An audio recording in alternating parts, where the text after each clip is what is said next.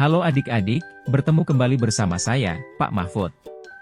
Kali ini kita akan belajar materi IPAS kelas 5 semester 1. Bab 1 melihat karena cahaya. Mendengar karena bunyi. Topik A, cahaya dan sifatnya. Cahaya adalah gelombang elektromagnetik yang bisa dilihat oleh mata kita. Tidak semua gelombang elektromagnetik bisa teramati oleh mata kita, seperti sinar X, gelombang radio, dan gelombang mikro, microwave. Cahaya yang biasa kita lihat tersusun atas berbagai macam warna dengan gelombang yang berbeda-beda. Ketika gelombang tersebut disatukan, kita melihatnya sebagai cahaya putih, termasuk matahari. Cahaya bergerak sangat cepat, bahkan sampai saat ini belum ada ciptaan manusia yang bisa menandingi kecepatan cahaya. Di ruang vakum, cahaya bergerak dengan kecepatan 300.000 km per jam. Cahaya matahari yang sampai di bumi merupakan cahaya yang bergerak dari matahari 8 menit sebelumnya. Benda yang memancarkan cahaya sendiri disebut sumber cahaya. Matahari, bintang, dan pantulan bulan dari matahari termasuk sumber cahaya alami. Hewan atau tumbuhan ada juga yang bisa memancarkan cahaya, seperti kunang-kunang, beberapa jenis ikan, cumi-cumi, cacing, dan jamur menyala.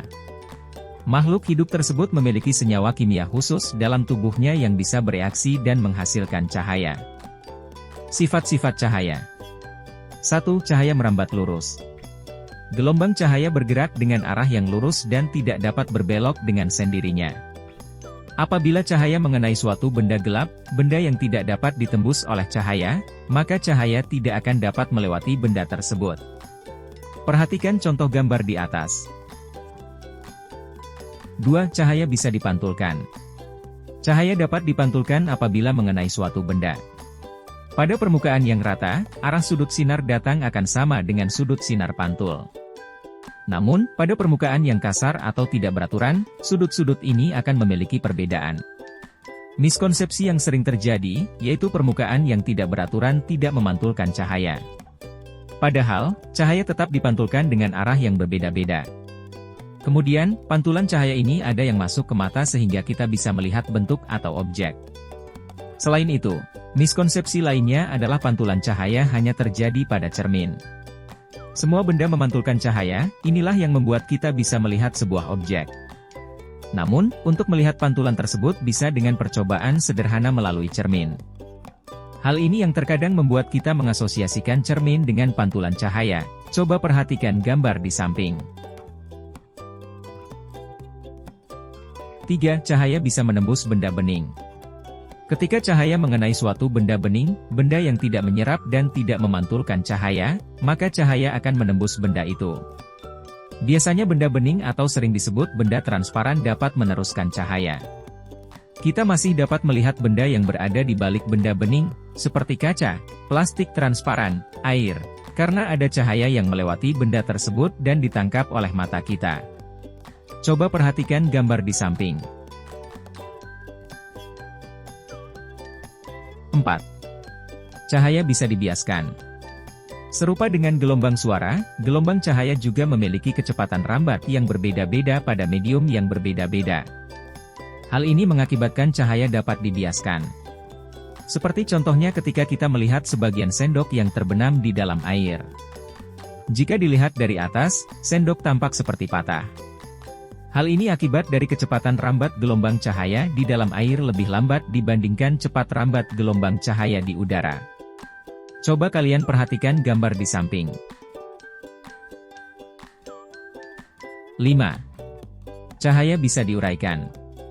Sama halnya dengan gelombang suara, gelombang cahaya juga memiliki panjang gelombang yang berbeda-beda pula. Seperti misalnya cahaya berwarna merah memiliki panjang gelombang cahaya berwarna biru. Cahaya putih terdiri dari beberapa gelombang dengan panjang gelombang yang berbeda-beda. Apabila cahaya berwarna putih ini dilewatkan melalui prisma, maka setiap gelombang cahaya akan dibiaskan dan terurai menjadi beberapa cahaya dengan panjang gelombang yang berbeda-beda. Perhatikan contoh gambar di samping. Mengenal jenis cermin. 1. Cermin datar. Cermin yang biasa kalian pakai disebut dengan cermin datar. Saat kita berdiri di depan cermin datar, kita bisa melihat pantulan yang sama persis ukurannya dengan diri kita. Coba perhatikan gambar di samping. 2. Cermin cembung. Pada cermin cembung, bayangan terlihat lebih kecil dan jauh. Selain itu, area di belakang kalian akan terlihat lebih lebar. Cermin cembung digunakan untuk kaca spion pada alat transportasi.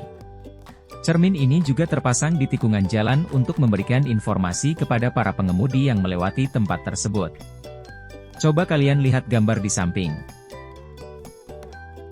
3. Cermin cekung. Pada cermin cekung, kalian akan terlihat lebih besar.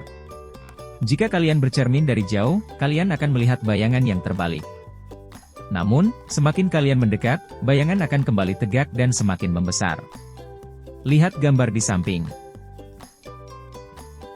Cermin memiliki permukaan yang rata. Hal ini membuat cahaya memantul, beraturan, berkilat, dan bayangan yang dihasilkan juga mulus. Namun, jika permukaannya tidak rata maka arah pantulan cahaya juga tidak beraturan. Perhatikan pantulan angsa di permukaan air pada gambar berikut. Apakah kalian bisa melihat perbedaan bayangan yang dihasilkan jika permukaan air semakin tidak beraturan? Oke anak-anak, sekarang waktunya bereksperimen. Percobaan 1. Sediakan alat dan bahan. Pertama, kertas karton, bisa juga memakai dus bekas, 2 atau 3 buah. Kedua, benda yang bisa dipakai untuk pijakan kertas, seperti lilin malam atau batu. Ketiga, gunting atau pisau kertas. Keempat, senter. Kelima, kertas warna hitam, atau warna gelap. Dan keenam, penggaris. Cara kerjanya sebagai berikut. Pertama, buatlah lubang dengan ukuran dan posisi yang sama di bagian bawah kertas atau dus. Selanjutnya, simpan kertas gelap sebagai alas. Kemudian, susunlah kertas atau dus di atas alas dengan posisi berdiri dan lubang yang sejajar seperti pada gambar. Gunakan pijakan jika memakai kertas karton agar bisa berdiri tegak. Selanjutnya, arahkan senter ke dalam lubang. Dan amati cahaya yang terlihat pada kertas alas. Bagaimana menurutmu sifat cahaya pada percobaan ini? Percobaan kedua. Sediakan alat dan bahan. Pertama, senter atau lilin. Kedua, selang. Berikut cara kerjanya. 1. Nyalakan senter atau lilin. 2. Aturlah posisi selang agar lurus. Mintalah bantuan teman jika mengalami kesulitan. 3. Amati cahaya dari lubang selang. Apakah kalian bisa melihat cahayanya? Apakah cahaya bisa keluar dari dalam selang? 4. Sekarang buat posisi selang melengkung seperti pada gambar. Kemudian, ulangi langkah 3. 5. Amati perbedaan yang kalian lihat. Bagaimana menurut kalian sifat cahaya pada percobaan ini? Percobaan ketiga. Sediakan alat dan bahan.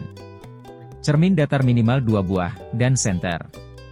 Cara kerja sebagai berikut. Pertama, posisikan cermin dan senter seperti pada gambar. Jika memungkinkan aturlah agar kondisi ruangan menjadi lebih gelap. Kedua, amati arah cahaya dari senter.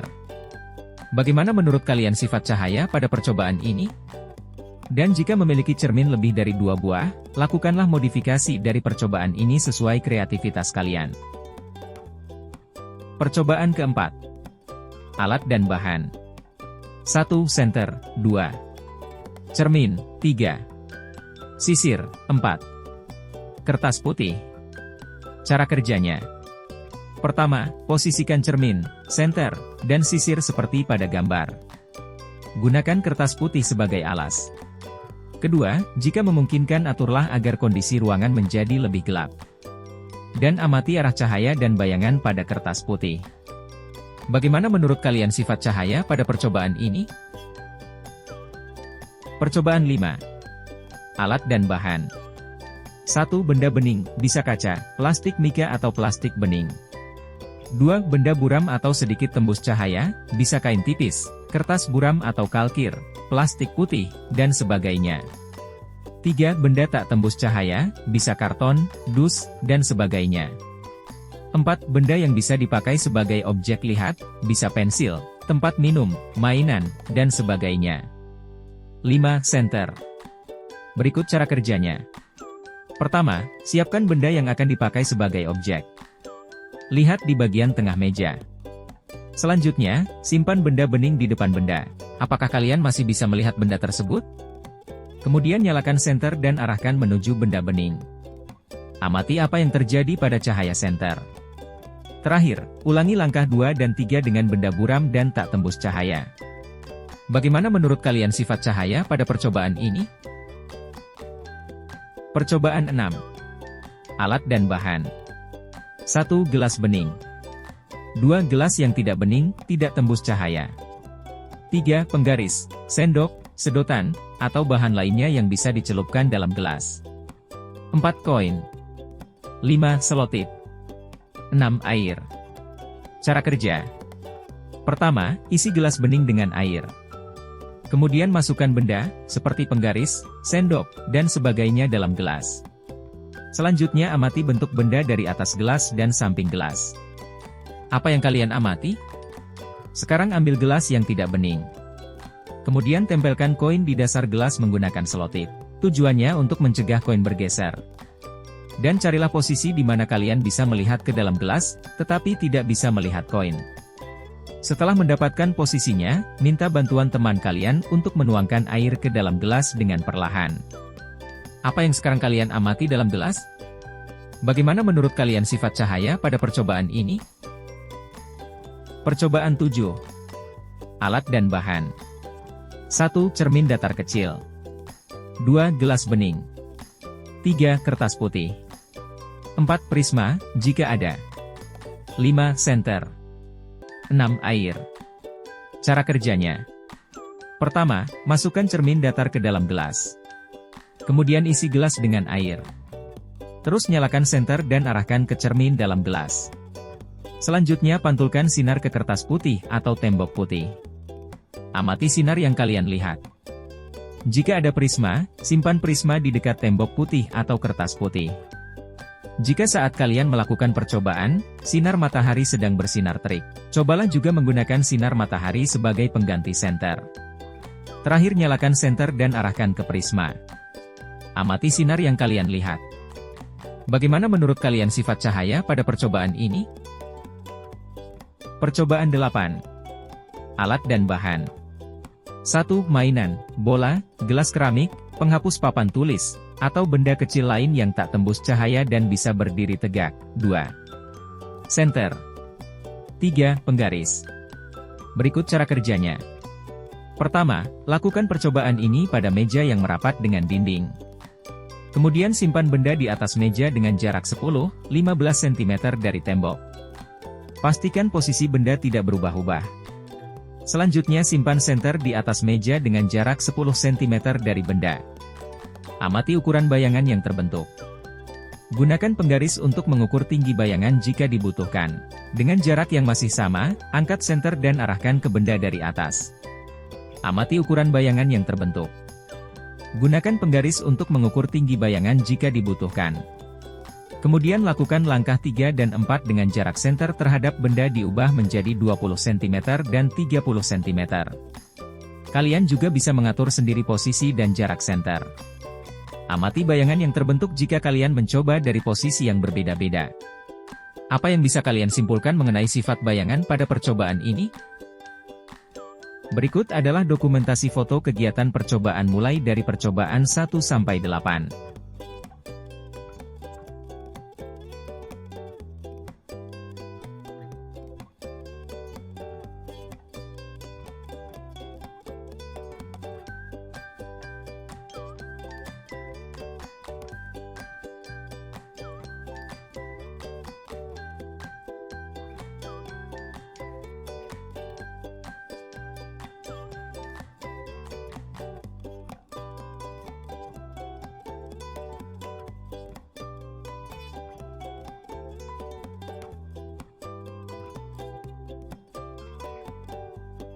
Demikian adik-adik pembelajaran hari ini, terima kasih atas perhatiannya, jangan lupa belajar.